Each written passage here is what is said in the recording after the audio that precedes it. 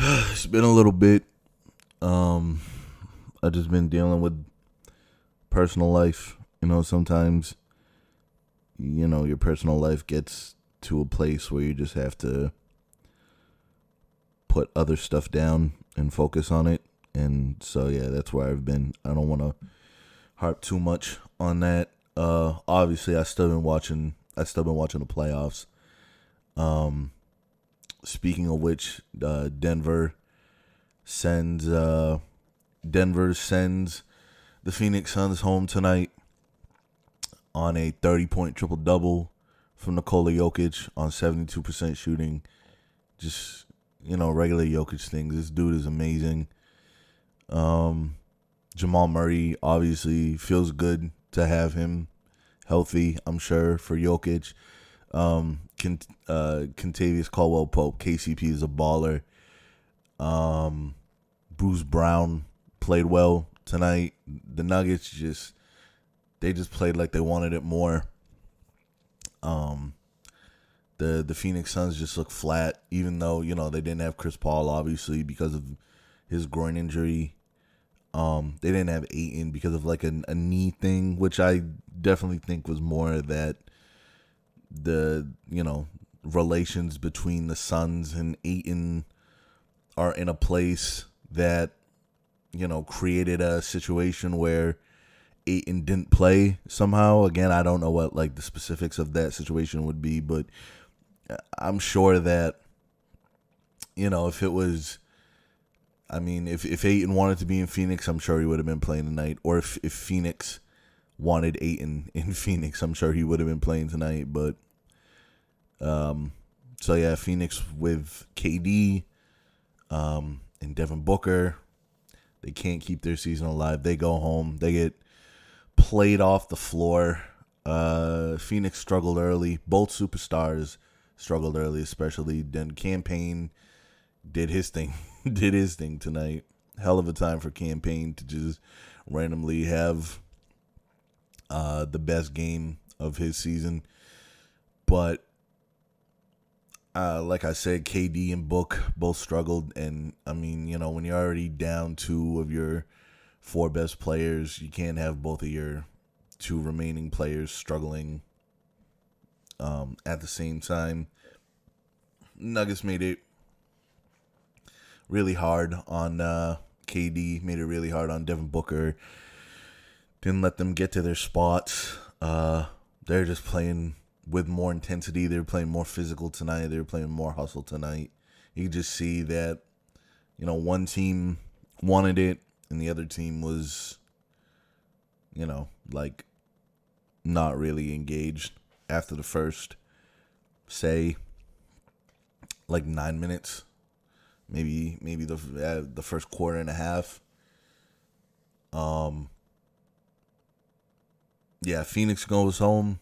I don't know what's going to be next for Phoenix. Obviously, they have a lot to think about going forward, especially with the new collective bargaining agreement, like complicating things, which I want to do like a whole video on that. But I feel like I need to sit with it for a little bit longer just to make sure that I'm like understanding everything to, its like fullest extent. I don't want to misunderstand what I'm reading and then post something based off that. Yeah, Phoenix has some questions that they're going to have to answer. I don't know if Chris Paul is going to be back. Personally, I think Chris Paul should just retire at this point in his career. It's kind of just fucked up to watch him deal with, injuries at this time of year all the time. And, just as for his physical health, as he moves forward into his life after basketball, I really think it's just time for Chris Paul to hang it up. Unfortunate, obviously, that he never won a title because he was, one of the game's, the current game's great players. But, it doesn't happen for everybody. They'll probably trade DeAndre Ayton, I think, They'll probably like try to move him for some kind of wing depth. I think best case scenario for the Suns is that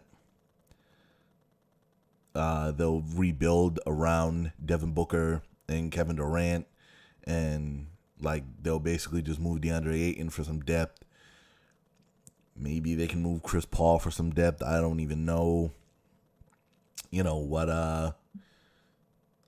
Like I don't even know what Chris Paul's market is at this point, if he even has a market. They're likely not going to be able to move Chris Paul. He'll probably just retire, or he should just retire. Yeah, if Phoenix don't bring Chris Paul back, he should probably just retire. But yeah, I think like an optimistic outlook for this is that Phoenix is able to move Ayton and retool around Kevin Durant and Devin Booker. But I mean, Kevin Durant's health is up in the air, and I don't know if either of these guys is like definitely a number one guy in terms of like, can they win a championship? Neither one of them have ever been the best team, the best player on a championship team. And it just feels like, there's times at this time of year where both of these players can just kind of check out if they aren't in like incredibly favorable situations. We saw it took KD going to Golden State to get his first chip, and Devin Booker hasn't even gotten his yet. So, I would say so. Yeah, best case scenario is they retool around Book and KD. Worst case scenario, I don't know if this is the more likely scenario, but worst case scenario is definitely Devin Booker asks for a trade. And obviously at that point, so would Kevin Durant, and then they just have to essentially just restart. I don't see. I mean, because even if we were to take the best outlook for the Suns,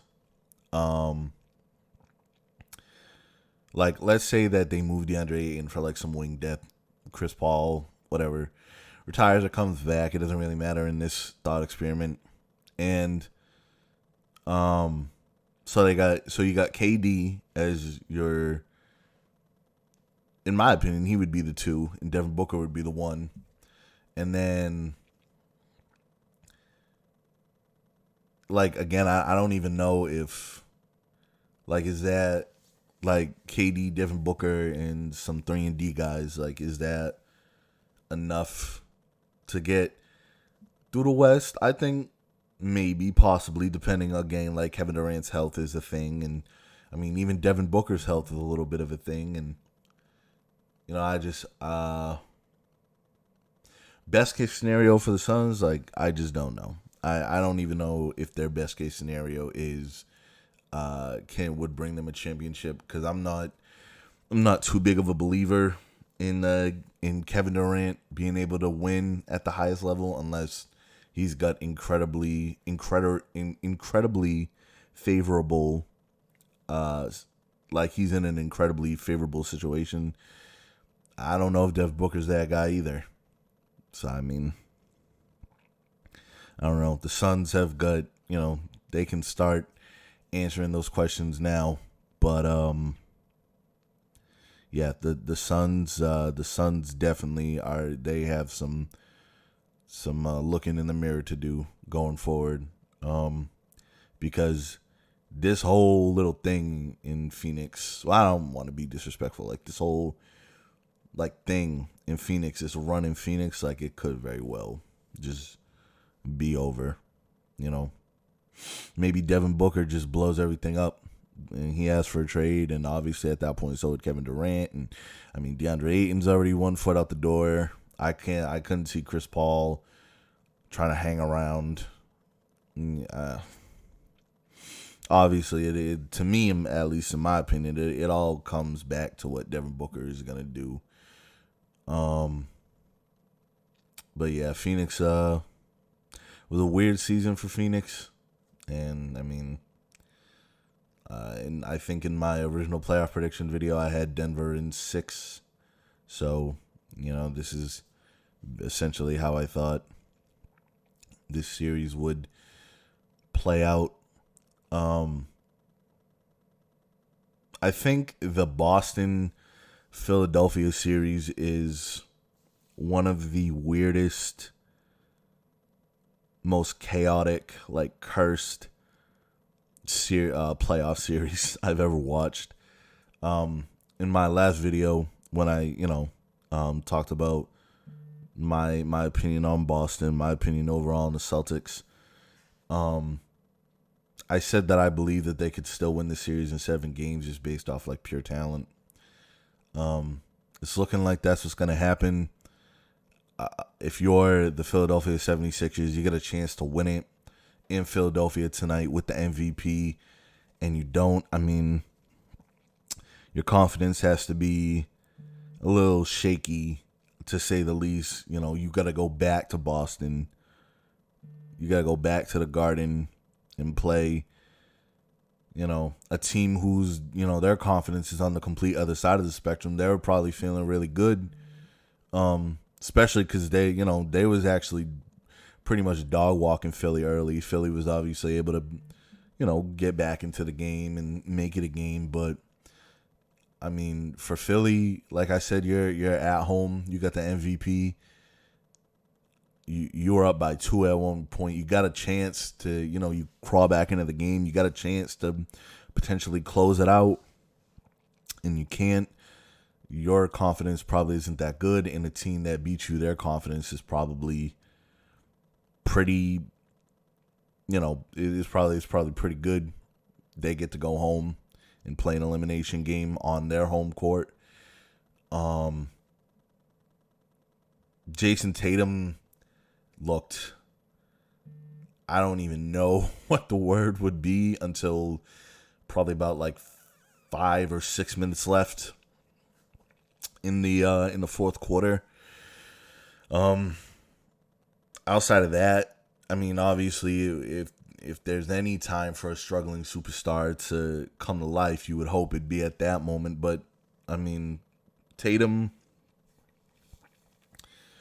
can't have starts like that once you start getting into this part of the playoffs. The next stop is the Eastern Conference Finals, and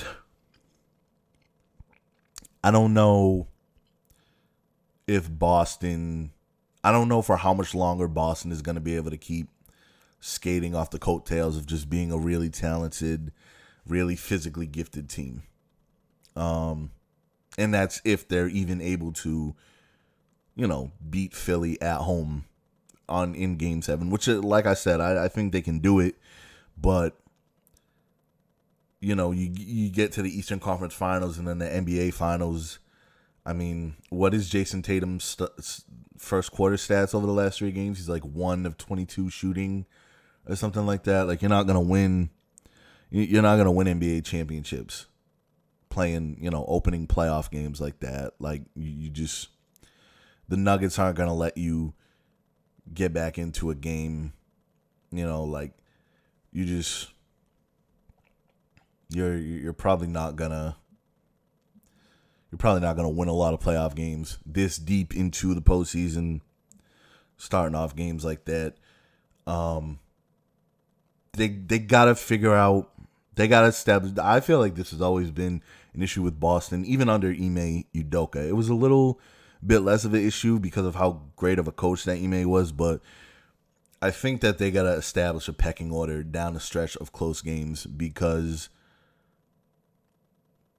on TV, it looks like everybody's just kind of deferring to Marcus Smart. And that's another thing where, again, I don't know if deferring to Marcus Smart down the stretch of Eastern Conference Finals and NBA Finals games is going to win you an NBA title. I think that when one of these guys gets out of rhythm, they just completely fall away from, and like, obviously I'm not saying that they're actively discouraging each other. Like, they're telling each other to, keep shooting. But I think, especially, this goes doubly for Tatum and Brown. When Tatum and Brown get out of rhythm, I think it needs to be a higher priority to get them the ball and get them back, bring them back into the fold. You can't have your first or second best player just falling out of rhythm again in the Eastern Conference Finals or in the NBA Finals. Like, that's good for, like, a stretch of regular season games, but it's just not going to work. You need to have your best, when your best players are struggling, the entire team needs to be working to, obviously the talk is important, but the entire team needs to be working to make sure that, they're not just like talking it, they're, giving him the ball and saying, like, make something happen. Like, you need to make a shot, or you need to get yourself going. You need to. And I mean, Tatum was good. He was good. He was just good in other spots today. Actually, defensively, he was really good. I think he had 9 rebounds and 6 assists or whatever. Before his, like, explosion at the end of the fourth or whatever. But you can't win. You're not going to win NBA titles, like, playing like that. And, like, these issues, like I said, these issues were still there even when Ime was there. But under Joe Mazzulla, like, you could see these issues are just, like, exasperated. Like, it's a really big issue that when Boston gets down the stretch of a game, they all just kind of look at each other like they have 8 heads, and then they just pass the ball to Marcus Smart and they go stand in the corner. Like, that's not how you're gonna win championships, in my opinion. If you're Boston, like, you gotta defer to Tatum, you gotta defer to Brown going down the stretch of these games. Brogdon too, I think, is another guy who, I mean, if he was getting it going, he's a dude that could be on ball at down the stretch of close playoff games. And today, Smart played really well. He had, I think he had like 22, 7, and 7 on pretty good efficiency. So it doesn't really stand out as a good point to, people who might not agree with me because of the game that Smart had. You're just letting Smart do what he was doing. Smart seemed to be the most in rhythm dude on the team.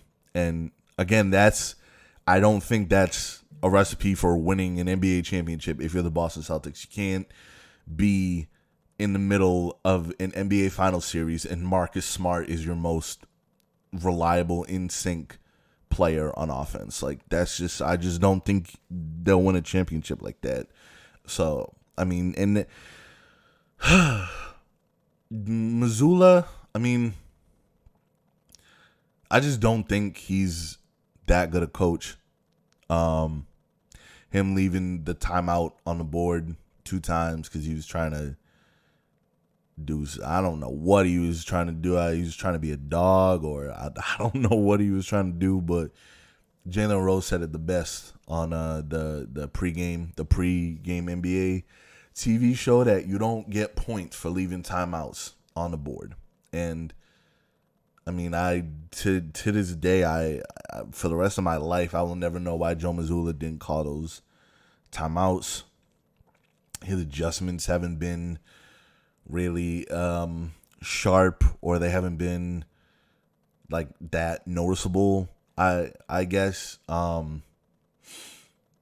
there was some times where they was playing Embiid. They were definitely playing Embiid and Harden a little tougher, off the pick and roll, when both of them would just like float into that foul line area, the elbow area. They were playing them a little bit better today for sure. But I mean, Boston's closeouts still looked not great today. Their rotations looked a little better, but not perfect, definitely. And I mean, like I said, I just think Boston has been able to get to this point just based off the fact that they're just a bunch of tall, talented guys. And they're all willing defenders. But even the most willing defender still needs to be coached. a group of willing defenders still needs that direction from their coach, and I just don't think they're getting the best version of that direction from Joe Mazzulla.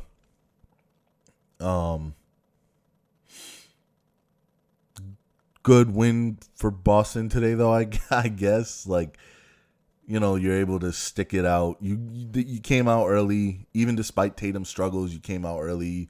You're doing a pretty good job holding a big lead, and then even when the Sixers crawled back, you're able to finally get your number one superstar involved. He was able to knock down some shots. He was able to do some. He was able to do some very positive things down the stretch of that game. Marcus Smart obviously played well again. So, I mean, you get rewarded for playing good on the road. Now you got an elimination game at home that you're going to win. I fully expect Boston to win that game.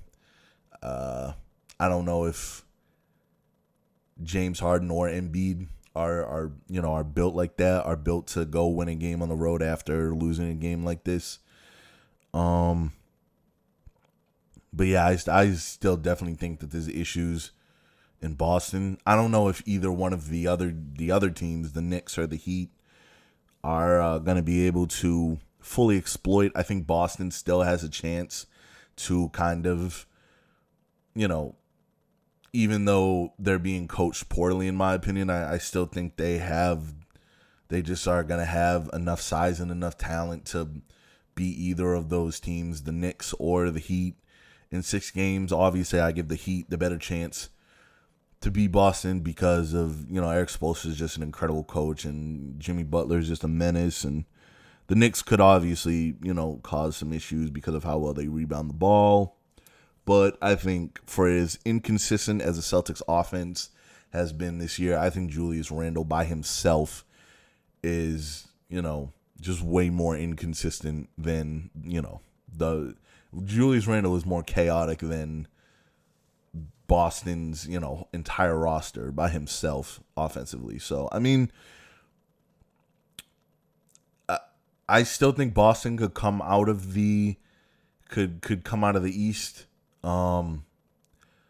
Again, even though I don't believe they're being coached very well, I still think they could make it to the Eastern Conference Finals just off pure physical skill and talent and, just attributes. But yeah, I don't know if this Boston team is going to be able to beat like a Denver or even LA in the finals. Or I mean, Golden State, technically they ain't dead yet. So I don't know if Boston they are a very chaotic team to me this year.